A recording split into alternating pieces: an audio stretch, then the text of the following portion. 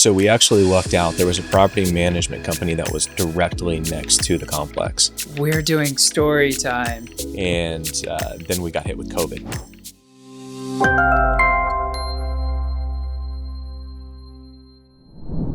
And just like that, we are back again with the Mind the Growth podcast. As always, I am Chris Kinghorn. And I'm Eric Hoffman. Today we are doing something new, Chris. What are we doing? We're doing story time.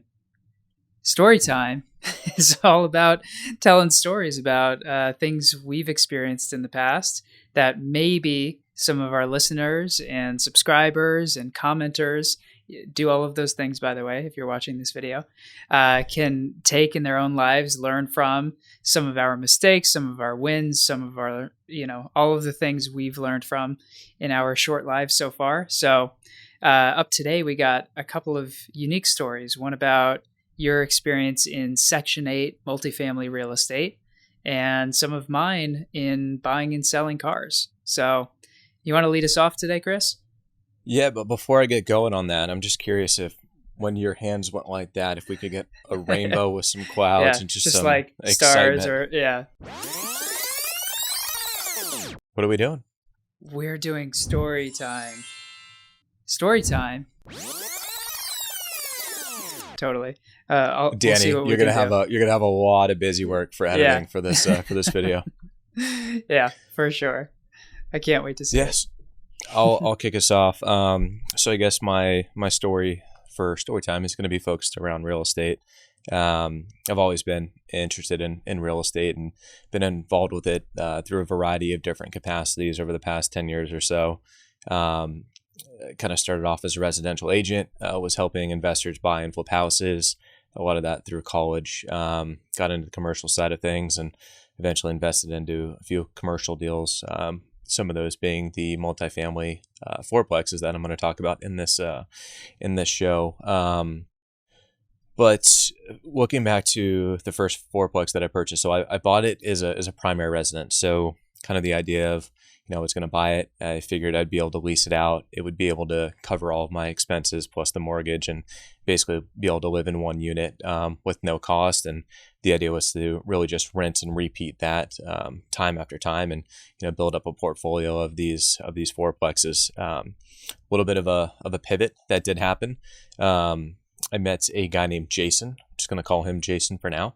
And he introduced me to Section 8.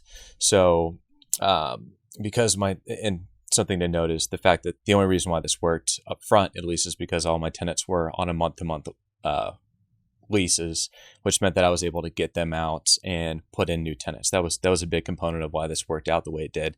But Section 8 is essentially a housing subsidy where the government comes through, whether it's city or state. Specifically in my case, it was a city where the city of Mesa was paying for a portion, if not all, of these tenants' rents. So once we were able to learn the process of how their vouchers work, so each individual was only able to have a certain amount of funding that was given to them per the state. So there's a lot of different factors that go into this. And one thing that was actually really interesting to me that I didn't realize going into this is Section 8 property is not necessarily designated as a Section 8 property. So for example, if you're driving down the street, if you see, a group of projects, that might be a project that's provided to the city, but that's not necessarily Section 8 housing. At least in the city of Mesa and in the state of Arizona, the way it works is if you want to designate your house as a Section 8 house, there's an inspector that comes through and goes through a checklist, and the property has to be within a specific condition, livable, obviously. It has to check a variety of different compliance components in order for that property to qualify for you to put Section 8 tenants in there. So the attractive things about putting Section 8 tenants in there were not only the fact that the government was going to pay the rent for these individuals, but it was also the significantly higher rental payments that we were able to achieve through this. So we went through and ended up fixing up and remodeling each unit, put Section 8 tenants in all of the first building. Process went so smoothly that we ended up doing it for a second building. the second one was already remodeled, but essentially filled that up with Section 8 tenants as well too. And we're really looking at this property. If it was they were cash flowing great, higher than average rental rates, and then we got hit with COVID. So started really taking a look at what the value of these properties would be. And when you're looking at the valuation of a property, there's a few different measurements of where people really determine the value. Some people look at an IRR. A lot of other people look at what's called a cap rate. The capitalization rate is essentially what that property is giving to you as a return. So if you buy it for X, if it's giving you an 8% cap rate, it's producing 8% of a return on kind of what that purchase price was. And we were in a pivotal position in regards to where our technology companies were at the time, and decided that we wanted some extra cash in the bank instead of having these units, and essentially decided to sell the properties to make sure we had enough cash to weather the COVID storm. And ironically enough, we were more than fine and probably should have held on to the units. But from a very high level, that was my time in Section 8. That's awesome. So I got a few questions for you. Yeah. So for the listeners like myself who may not have too much experience in multifamily or real estate investing in general, or even property management, what would you say is the main difference that you noticed in managing Section 8 housing versus perhaps non-Section 8 housing? Would you do that again? Was it a headache? Because I think what most people would expect is lower income families or people in general may be more difficult to deal with, especially if they're not paying on time or you have to evict them, etc. Because the advantage of doing the Section 8 is the fact that the government or the city in this example was paying the majority of the rent. Exactly. So Yeah. from a worry of whether or not you're going to get paid, it really defeats that. So that wasn't necessarily a concern. One thing that I did quickly learn, and ultimately we ended up having a property manager take over and manage both the properties. I just didn't have enough bandwidth to deal with all that. But it was really surprising how much time some of these people were staying at home. And when you're in your unit for more time, you tend to notice more things that are wrong, or if there's a small issue, it becomes more of a larger issue due to the fact that you're consistently you're surrounded by it, you're living within it. So, maybe a crack in a window is not really a huge deal, but ultimately if you're looking at that multiple hours a day, so small things like that, where we weren't anticipating them to be as intensive in regards to the property management side, but they were definitely more intensive than your traditional rental would be. And so property management companies, is it a pretty basic 5% that you would expect to pay, or does it vary based on the size of the group? What was your experience there? So we actually lucked out. There was a property management company that was directly next to the complex. So they were already managing a handful of properties in there. So it just made sense to go with them. And I believe they charged us $200 per door, which was probably a little bit steep. But due to the fact that they were so close in proximity, if they ever needed to walk something over, if we had a new tenant that was coming to pick up keys, or if they needed to tour the unit, that really made it worthwhile. It kind of saved us some trips on our end, and it might have been a few bucks more up front, but ultimately we thought it was worth the extra dollars. Gotcha. And can you give the listeners just a generalized idea with this project in particular? Like, what was your cash outlay up front? Mm-hmm. What were your expenses roughly? And what did you wind up with once you sold? Yeah, so I'll give you a general idea on the figures. So because I was purchasing the first one as a primary residence, that was the goal. I purchased it with an FHA loan, which you only have to put 3.5% down. Retrospect, which I knew this going into that, just so everyone's aware, when you are using an FHA loan, the closing costs to originate that loan are quite heavy. There's a lot of costs that are associated with originating that loan.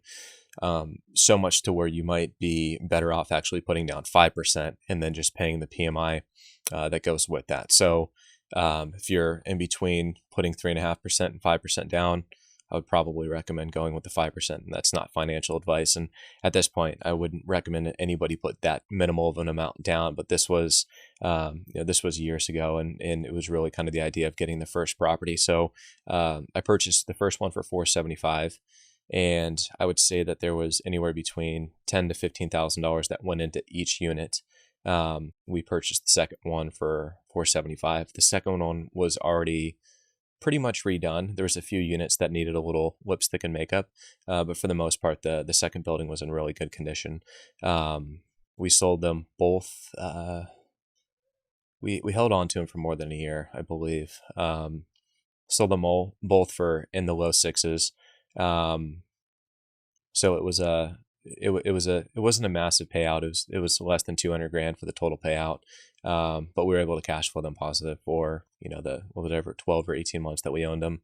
So all in all, positive experience, made money, learned a lot, and it was a fun journey. And did you wind up representing yourself as the seller, or did you use an agent and incur some of those agent costs? I actually ended up using the same agent that we bought them from. He had also kind of helped me through the Section 8 process as well, too. He was the one that was educating me on it when we were purchasing it. Again, I bought it thinking that I was going to move into it. And by the time was ready for me to move into it, he had showed me all these amazing things that we would be able to do with this. So it's, plan eventually kind of ended up changing.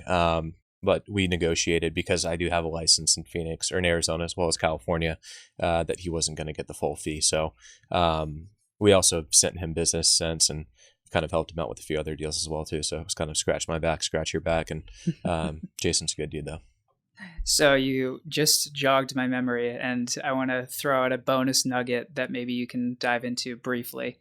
I remember maybe a year and a half, 2 years ago, probably closer to a year and a half ago, you had wanted to purchase a condo, I believe, or a home maybe in Old Town Scottsdale, and you wound up winning the bidding war, if there was one. You were under contract, and then you flipped it to an investor. So talk us through that. So bonus story time, ladies and gentlemen. Yeah, this is property 2.0. Yeah, so I had been living in a property, Brandon's. So I've been living in Eric's brother's house as a tenant, and been frequently knocking on the doors of the neighbors of, hey, if you guys are ever in a position where you'd be interested in selling, I want to be in the space. I love the neighborhood. And was basically told to fuck off by pretty much everybody. And eventually I get a call. Actually, one of my roommates had called me and said, hey, Jim down the street says he's going to sell his house, and he'd remembered you knocking on his door. So it stopped everything I was doing. I drove straight over to Jim's house and asked him how much he wanted for it. And he said he wanted, it's like $475 or so. It might have been $485. So we went under contract at $485, and ended up buying the house for, I think we ended up closing for about $472. So bought the house for $472. I simultaneously was called by an investor. I knew a few investors in the space, and I bought this house thinking I was going to move into it again. I actually had plans drawn up by an architect, and we were about to start pulling permits for demos. So I was very excited about living in this house. But an investor came over to me and said, hey, we're willing to pay you $560 for this. And it was basically a $90,000 spread. And I had owned the house for 5 or 6 days. And he said, we can close in 10 days and it'll be all cash. So we go into contract at $560. And this is the one that keeps coming back to haunt me. He assigned his position to somebody else for 607, which basically means that 609, which basically means that he bought it for me for 570. He bought it for me for 570. But so what happened is we go into contract at 570. And I'm going to sell him the property for 570. He then assigns his position that basically says, I am no longer the buyer. The buyer is what's called the buyer, Fred. Buyer is Fred. So Fred ends up buying the property for 609. So Fred pays me the 560, so I make my money. And then this guy in the middle ended up making like a $35,000 spread by essentially selling his position to somebody Yeah. else. And the So moral of the would story that, is always put the property on the market. yeah, would that be considered a wholesaler? This guy that bought it from you, or what is that considered in the real estate market? Is there a term for it? Yeah, it's essentially a wholesaler. A Yeah. wholesaler is traditionally somebody who buys a property with the idea of selling it to an investor in order to flip it. So I guess me and this other guy were essentially both wholesalers. The reason why I didn't, and I know very, very well, you always put the property on the market. The reason why we didn't put the property on, or I didn't put the property on the market was I didn't believe that we were going to be able to achieve anything over about 590. And after paying commissions to a cooperating broker and closing costs, it would have been, I would have been better off doing this deal versus putting it on the market. If I would have known that I would have been able to get 609 for it, it probably would have made it worthwhile. But then you're testing the market. It's on the market for more time. You're making the mortgage payment for a month or 2 months, and the way it kind of weighed out, it probably lost a few $1,000 for not putting it on the market, but ultimately I got paid faster. So I chalk it down as a win. Have you looked at the house recently to see the value? I have, yeah. Somebody went through and redid it, and it's worth about 9 to 950. So if I would have redone it, I would have been into it for about 6 to 625, and Yeah. it would be worth about 9 to 950. So that's why you don't sell real estate, folks, right there. And the Yeah. fourplexes, those are both worth somewhere in between 750 to 9. So you don't sell real estate. And this is your That's my master story time, class Eric. of real estate investing. All right. That was a very sad process. I'm thinking that I got a few good wins up front, but ultimately, I should have just held on to them. Yeah. It's an expensive learning curve right there. I hope your stories are better than mine. I mean, potentially. We'll find out. We'll let the listeners decide. Comment below on which story you think is better and more successful. So, my story involves buying and selling high-end cars. As you know, I have loved cars since I was a kid. I am pretty obsessed with cars, driving, etc. And so for a long time, I had my eyes on a bunch of really cool cars. And luckily, I've done well enough for myself that I've had some cash on the sidelines to be able to purchase them. So the two most recent ones that I'm going to talk about today, and then I'll talk everyone through my strategies, I guess, of buying and selling cars. The last one I owned was a Porsche Cayman GT4, and the one prior to that was a Nissan GTR. Some people call it Godzilla for reasons we'll find out shortly. So, just to give people an idea, let me share the screen here. You got eyes on it? Yep. Mm-hmm. All right. So this was my Porsche Cayman GT4. That's the Porsche. Yep. And this is definitely the best car and my favorite car I've ever owned. You see the carbon bucket racing seats, very uncomfortable, but very cool. And this is the Nissan GTR. Also very cool. Little interior shot. So those are the cars. Now, starting with the GTR, because I bought that one back in, I think it was 2016, I want to say. Let me see for sure. Yeah, so 2016, I was looking for a new car. At the time, I was driving an Infiniti G37 Coupe, which I loved also, a great car. But I wanted a little bit of an upgrade. And so I was looking at a bunch of different BMW M4s and, things in that range. And this generally, when I look for cars, I'm all over AutoTrader, Craigslist, etc. I'm just seeing what's out there in a certain range and filtering the searches and kind of playing it by ear on what I find and whether it fits with what I'm looking for. So this Nissan GTR just popped up randomly on Auto Trader one day after looking for a few months. And I started talking to the guy, and he was located in New Mexico. So we wound up working out a deal. I flew out to New Mexico with Brandon, my younger brother. We paid him in cash. He signed over the title. We drove it home a little too quick. I think we hit, hopefully no police officers are listening and the statute of limitations is over, but I think 125, 130 max on the way home. And it was a blast. So that car was great. I had it for maybe a year and a half, 2 years roughly. So in 2017, 2018, around that range, I decided I wanted to move on to something new. And I had been obsessed with the Porsche Cayman GT4 since it was released. It was a 2016 model year. And of course, with Porsche's GT cars, as you may know, and a lot of others know, when they launch, when they're released, the allocations are gone pretty much immediately. And so they're really hard to get. So my expectation was if I ever wanted one, I'd just have to wait for them to start going up for sale on the secondary market and see what I can find. And I did notice a lot of them coming up, but they were coming up like 20, 30 grand over MSRP. So that just didn't make any sense for me at the time. So when I was starting to sell the GTR, this GT4 popped up that was local, and I cut a deal with him. I sold the GTR the same day I bought the GT4, so I was never without a car.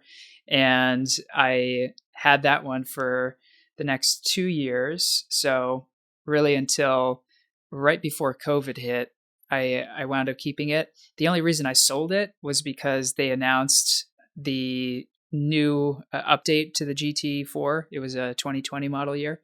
And usually when that happens, the old model year tends to drop in value to a degree, maybe 5, 10, 15%, depending on what it is. So I figured if I was still going to get my money's worth out of it, I should probably just put it up for sale and see what I can get.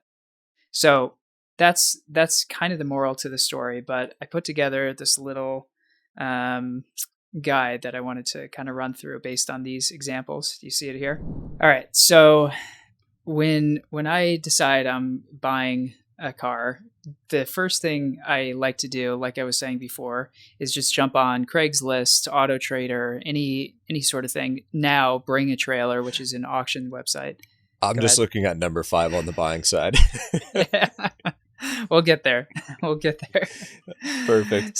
So I just do a filtered search, basically indicating the area where I want to search, the cost of the vehicle, anywhere from 50 grand to 150 grand, just as an example. And I like to find cars with less than 12,000 miles on it, just for the sake of it being a good car and still relatively new. So once I have that search in line, I just kind of identify what I'd like to drive, or if I have something specific in mind, I can just search for that model and make. But I start early and I look for something myself, at least, that's within a 500-mile radius, because that's pretty easy to just go fly and pick it up and drive it home. And then I look at a few options that seem reasonable. Some people just put, especially these days, their cars up for like 40, 50, 60 grand over asking price, especially if you're looking at a G-Wagon these days, 100 grand over asking price. But I look for ones that are reasonable. And really what I'm trying to find is somebody who really needs to sell it, because those are the people you want to target. And those are the people who are going to ultimately cut a deal because they need to get out of it. And there's always somebody that needs to get out of it. So I look for them, and then I just start negotiating, start sending some emails. And one thing that I've found valuable for myself is emphasizing the fact that I have cash and I'm ready to purchase it literally today if we can come to an agreement.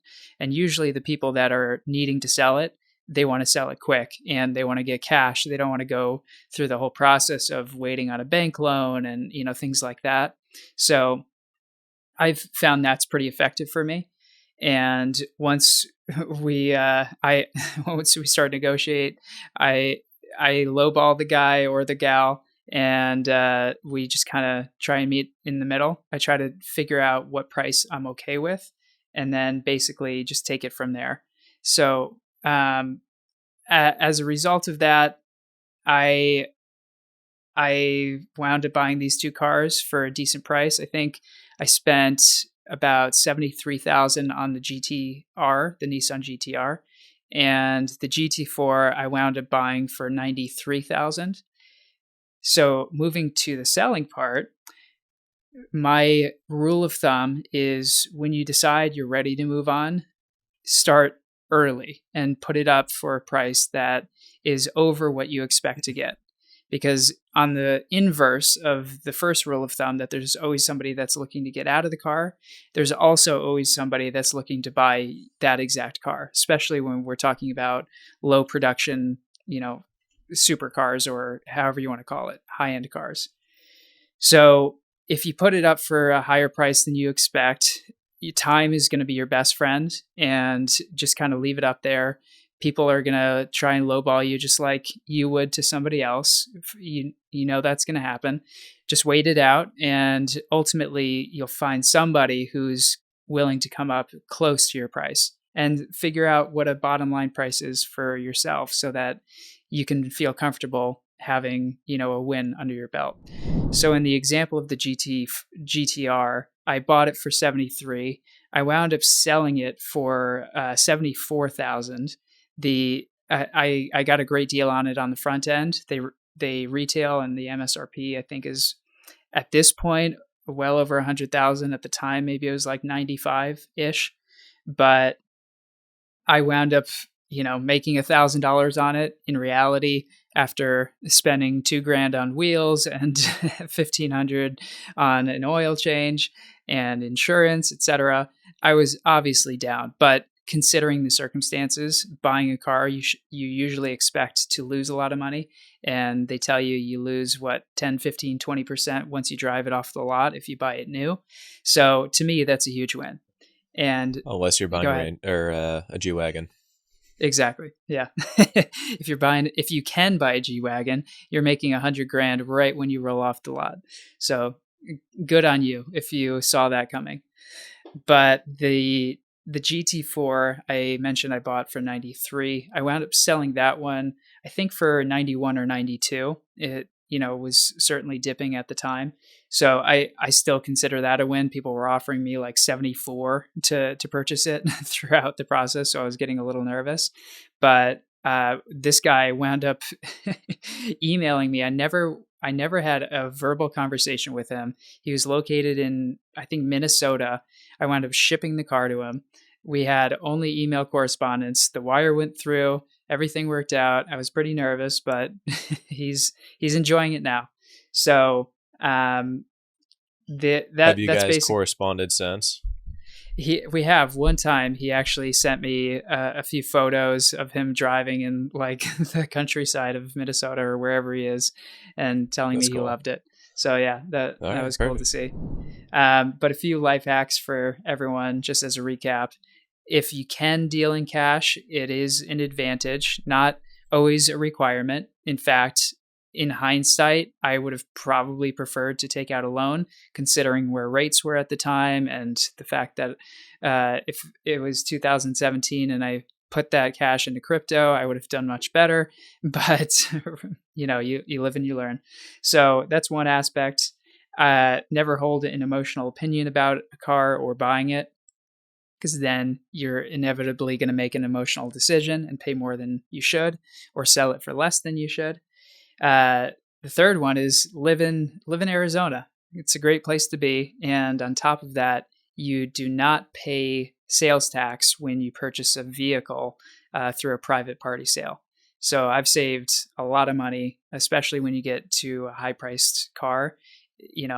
10% on $100,000 is $8 to $10,000. So you save quite a bit on being in Arizona and buying not from a dealer, through the private party. And then time is your friend. Wait and win. That's my motto. So whether you're buying or selling, be patient and a deal will come your way. Any questions? So what is the next car that's on the list? I mean, it was a masterclass. I love that. I love the bullet points. I feel like I didn't come prepared enough. So the next car, I really don't know. I mean, I'm happy right now driving a new Acura MDX, my family car, with my wife and my 1-year-old. It's a great car, and I got a great lease deal on it for my wife. So I took the dealer to the cleaners, $550 a month on a $65,000 car. Can't beat it. So I'm happy with that. I don't know if I'll wind up getting something. I'm always looking. I saw a decent 2022 M3 out in LA that seems appealing, but not so sure about the front end on that one. So we'll see. I'll keep you all posted if I wind up pulling the trigger on something. Perfect. And that concludes our story time. All right. Well, thanks for taking part, everybody. Make sure to smash that subscribe button, ring that bell. Comment below on which story you think was great and what cars you're buying or what Section 8 housing you're looking to invest in. And our next story time, we're going to look to top this one, where we might talk some watches. Perfect. Cheers, guys. Thanks. Bye.